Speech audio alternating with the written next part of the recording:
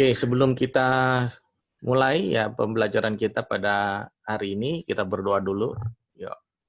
Segala pujian dan syukur kami terima kasih kepadamu Tuhan, kalau pada pagi hari ini anak-anak kelas 7 akan mengikuti pelajaran agama di pelajaran yang ketiga, di bab ketiga ini Tuhan, biar Tuhan selalu pimpin, berikan pengertian, kepandaian, kecerdasan bagi mereka, dan Tuhan juga berkati kedua orang tua mereka yang bekerja, yang berusaha, yang melakukan aktivitas yang menyenangkan hati Tuhan, Tuhan akan memberkati setiap pekerjaan daripada orang tua mereka.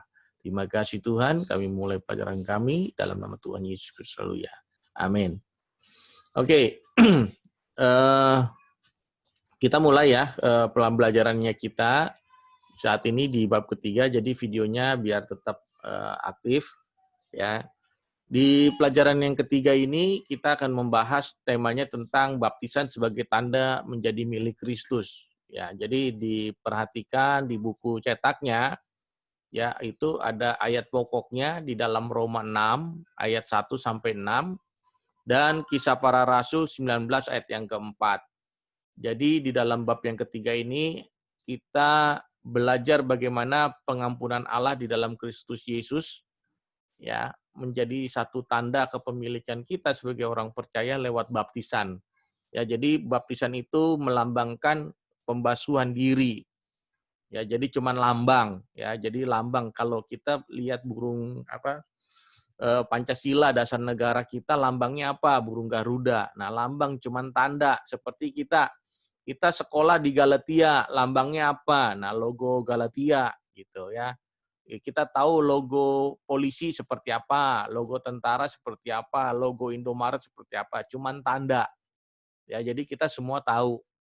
Ya, ada tandanya. Kayak Ferrando atau Luis atau teman-teman nanti yang lain yang melihat video ini, ya seperti kita memiliki tanda lahir ya. Kayak entah itu tai lalat, ya kan ada tandanya. Nah, itu cuman sekedar tanda. Begitu juga di dalam kehidupan kita ya sesuai dengan temanya baptisan air sebagai tanda milik Kristus. Jadi tandanya kita menjadi milik Kristus itu lewat baptisan. Nah, jadi pada pembahasan ini Sir akan jelaskan pengantar pendahuluan apa itu baptisan. Ya, jadi harap diperhatikan baik-baik. Jadi dalam perjanjian baru ya baptisan itu berasal dari bahasa Yunani. Ya, dari bahasa Yunani yang artinya baptizo. Ya, tulisannya B A P T I Z O. Ya, B A P T I Z O. Jadi dibacanya baptizo. Ya, berarti menyelamkan atau mencelupkan. Ya, jadi ada di dalam air. Kalau namanya ya, jadi baptisan itu diselamkan, dicelupkan ke dalam air. Ya, tetapi itu juga bukan satu-satunya ya, karena banyak model-model dari beberapa gereja ya, baptisan itu dengan tata cara liturgi mereka dan doktrin mereka. Tetapi yang arti sesungguhnya dalam bahasa Yunani baptiso itu artinya menyelamkan atau mencelupkan ya. Soalnya kalau di dalam Matius itu pada waktu Yesus dibaptis itu dia keluar dari air, berarti kan dia ada di dalam air. Nah, seperti itu ya di dalam Markus 7 ayat 4, Lukas 11 ayat 38 mencatat. Ya, seperti itu. Jadi tetapi bukan satu-satunya arti sebab dapat juga berarti membasuh atau membersihkan dengan air, ya. Ada beberapa gereja kayak Katolik atau ada beberapa gereja Protestan yang mereka hanya membasuhnya saja sebagai tanda pembersihan atau penyucian, ya seperti itu. Ya, sehingga dalam perjanjian lama pun sebenarnya ada ya baptisan itu dikenal dengan istilah tefila. Ya, T-E-V-I-L-A-H. Tefila yang artinya pembersihan atau penyucian. Ya, jadi dalam arti tefila ini ya dikatakan pembersihan atau penyucian ini itu hampir sama ya dengan baptisan dengan sesuai dengan di perjanjian baru yang artinya bahasa Yunaninya baptiso tadi. Nah, jadi upacara baptisan dalam agama Yahudi yang mereka namakan tefila juga wajib dijalankan oleh para calon yang akan dibaptis dari non-Yahudi yang akan masuk menjadi pengikut agama Yahudi. Jadi ada di Israel sana agama Yahudi itu ya mereka juga mengharuskan seperti seseorang masuk ke dalam keanggotaan atau menjadi murid ya itu ada tandanya ya dengan cara tefila tadi ya baptisan tadi. Jadi baptisan di zaman Perjanjian Lama tidak membenamkan seseorang ke dalam air atau mencelupkan atau menyelamkan orang ke dalam air. Tetapi di dalam Perjanjian Baru ya itu dilakukan penyelaman itu ya diselam. Nah, dikatakan di masa purba orang Yahudi juga menggunakan ya sungai. Baptisan itu yang penting ada sungai, ada air yang banyak airnya dan dia bisa untuk dicelupkan atau ditenggelamkan. Nah, seperti itu. Bukan ditenggelamkan selamanya ya, tapi ditenggelamkan terus diangkat lagi. Kalau ditenggelamkan selamanya mati nanti dia di dalam air. Ya, jadi cuman sebentar dimasukin ke dalam air, lalu diangkat lagi. Jadi dia harus dikeluarkan. Nah, banyak tokoh-tokoh Alkitab ya di dalam Perjanjian Lama, ya pemimpin-pemimpin Raja Aram juga dibaptis, yang merupakan panglima Raja Aram itu Naaman ya. Jadi pada mulanya masih keberatan untuk membenamkan diri di Sungai Yordan. Dulu Sungai Yordan itu jorok, kotor, ya berbau, ya. Tetapi akhirnya kalau kita lihat kisah Naaman itu dia akhirnya pergi karena dia memang kena salah satu penyakit kusta, ya, penyakit yang najis, sehingga dia harus mandi di Sungai Yordan, ya, sehingga dia menenggelamkan dirinya di sana, ya, akhirnya dia menjadi tahir, menjadi sembuh. Nah, jadi pada zaman setelah Yesus lahir, Yohanes Pembaptis juga membaptis banyak-banyak orang, ya, pada waktu itu di sana memberikan satu sebagai tanda pertobatan, simbol ya pembersihan secara rohani. Ya yang dilakukan oleh Yohanes Pembaptis.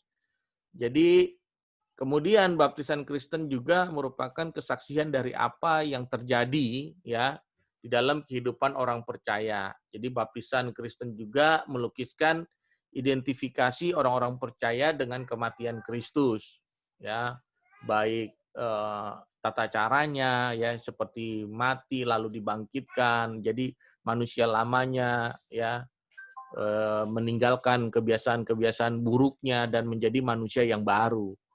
Ya, jadi arti dari baptisan itu sendiri ya merupakan lambang ya menjadi murid Kristus yang artinya dikuburkan dari manusia lama yang penuh dengan dosa lalu dibangkitkan kembali menjadi manusia yang baru dan menjadi manusia yang ditebus oleh Kristus. Ya, jadi dalam baptisan Kristen dimasukkan ke dalam air menggambarkan dikuburkan bersama dengan Kristus, keluar dari air menggambarkan kebangkitan Kristus. Jadi itu penjelasan singkat mengenai baptisan. Jadi di dalam materi yang ketiga ini ya kita akan membahas tentang baptisan itu sendiri. Jadi sudah mengerti ya, jadi baptiso dalam bahasa Yunaninya, lalu juga tefila dalam Perjanjian Lama untuk orang-orang Yahudi. Nah, yang sekarang gereja lakukan di gereja modern sekarang yaitu jangan dilakukannya baptiso tadi, menenggelamkan atau menyelamkan atau mencelupkan seseorang ke dalam air. Ya bukan tefila yang cuma membasuh atau sekedar membersihkan seperti itu. Walaupun masih ada beberapa gereja modern yang memegang ya tradisi untuk hanya membasuh atau memercikan atau dan sebagainya tapi tidak ditenggelamkan di dalam air atau menyelamkan ke dalam air.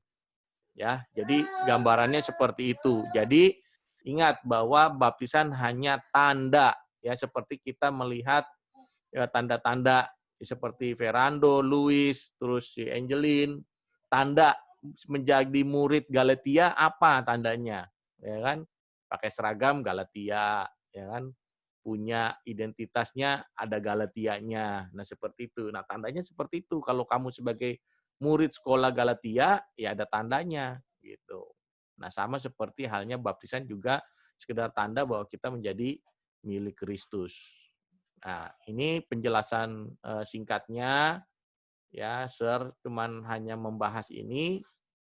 Nah, terus Sar mau membahas juga ya, ini sudah kemarin evaluasi dari PTS ya, nilainya itu sangat kecil ya. Kenapa ini kira-kira nih? Ada yang masih kecil nih. Ini Sir lihat Nelson. Kalau Ferrando besar 88, Luis 82. Nah, ini Angelin, mana Angelinnya? Angelin 78. Nah, ini tadi Sir mau bahas sebenarnya kayak Valentin, terus Surya Chandra, ya, nilainya ini kecil. Nah, nanti harus bagaimana? Ya kan, seperti itu. Ya, nanti kita mengevaluasi. Tadi sebenarnya kalau banyak yang masuk, Sir akan bahas, ya, mengevaluasi. Apa kendalanya, ya, pemahaman kalian tentang pembelajaran bab 1 dan bab 2. Ya, karena nanti di bab ketiga dan keempat itu akan diujikan lagi untuk rapot kalian. Ya, jadi bab 1, bab 2, bab 3 dan bab 4 itu akan diujikan lagi berbarengan. Ya, jadi soalnya nggak jauh-jauh. Kalau Sir ya melatih kalian dari latihan-latihan itu dengan mid semester atau dengan semester nanti itu hampir-hampir mirip soalnya, cuman dibulak-balik saja. Jadi pelajari. Ya, jadi dibuka lagi materi videonya, dibuka lagi buku catatan yang sudah Sir tulis suruh catat di classroom-nya, ya tugas-tugas juga dikerjakan seperti itu. Ya, mana Angelin, yuk foto yuk kita yuk. Kamu belum foto. Ya, ini kita foto dulu. Mana Angelin? Mana videonya Angel? Angel. Nah, makanya Sir suruh ini ya, suruh aktifkan videonya seperti ini supaya Sir tahu kalian memperhatikan atau enggak. Oke. Jadi seperti itu di pendahuluan bab 3, Sir belum masuk ke materi intinya dari bab 3 ya. Jadi di bab yang ini hanya sekedar awal ya, karena baptisan hanya sebagai tanda menjadi murid Kristus. Oke, itu aja. Hari ini nggak ada tugas ya, supaya kalian habis ujian refresh ya, supaya nggak terlalu jenuh ya. Habis ulangan ada PR lagi, ada tugas lagi seperti itu ya. Jadi cuman materi ini, video ini Sir tetap taruh di classroom ya, supaya kalian bisa belajar terus, supaya arti baptiso dengan tefila itu kalian tahu dua hal yang berbeda. Tefila itu ada di dalam perjanjian lama yang tetap sekarang diberlakukan oleh agama Yahudi ya sebagai pembasuhan dan penyucian. Sedangkan baptiso dari awal ya dari zamannya Tuhan Yesus sampai sekarang di gereja modern itu masih tetap dipakai ya.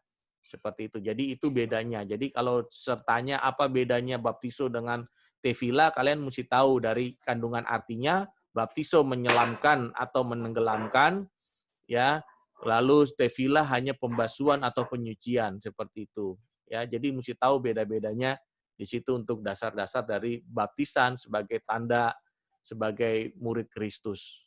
Oke, itu aja. Sampai ketemu di video minggu depan ya kita akan membahas lebih jauh lagi tentang apa itu baptisan secara keseluruhan untuk gereja di zaman sekarang. Oke, itu aja. Kita akan tutup di dalam doa.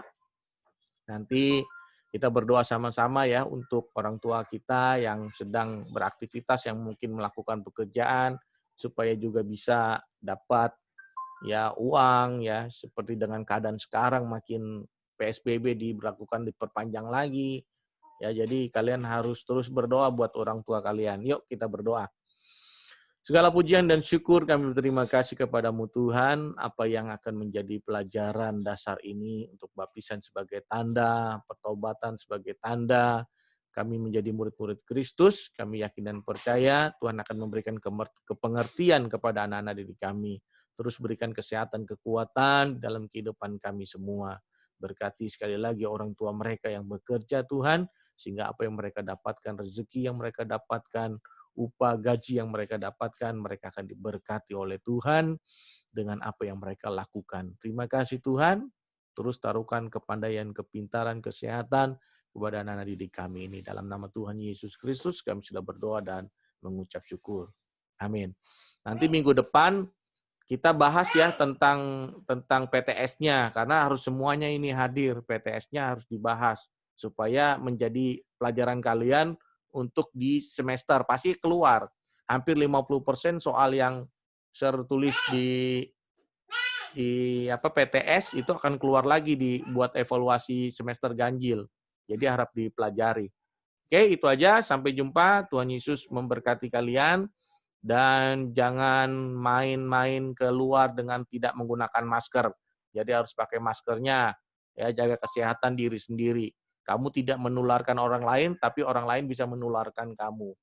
Ya, jadi jaga diri masing-masing.